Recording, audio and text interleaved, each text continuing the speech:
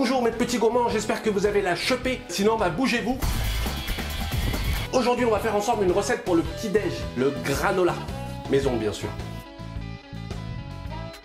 Tout le monde connaît le granola, du hippie au bobo, et pour cause, quand il est bien fait, il est à la fois bon et sain, et stylé, et goûtu, et roboratif. Ça suffit. La plupart des gens achètent leur granola en grande surface, et le problème, c'est qu'il est bourré de merde, alors qu'à la base, le granola est censé être super sain.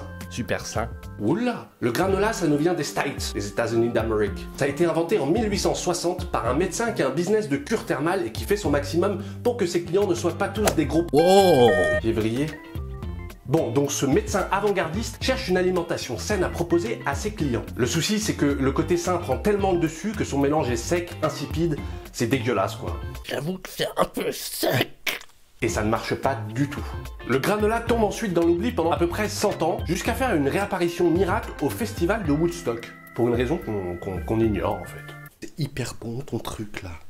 Ah bah oui, peut-être que du coup on sait pourquoi. Enfin bref, si t'es prêt, enfile ton tablier. Attends. Bah quoi? T'as pas dit que ça s'appelait le granula à la base? Bah si. Bah alors comment on est passé du granula au granola? Ah, bah notre médecin en fait s'est fait piquer la recette par un industriel qui s'appelle John Kellogg's. Je sais pas si ça te parle. Non, je vois pas. Si aujourd'hui on connaît tous le nom de granola, c'est parce qu'un petit médecin face à un industriel, forcément... Ouais, il a dû se faire dégommer quoi.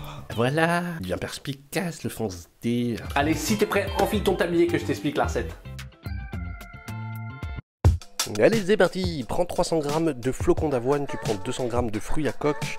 Ensuite, tu prends 6 cuillères à soupe de liquide sucrant, donc du miel, du sirop d'agave, ce que tu veux. Et enfin, un petit peu d'huile également. Tu mélanges tous les ingrédients. Les proportions exactes seront dans la description, t'inquiète.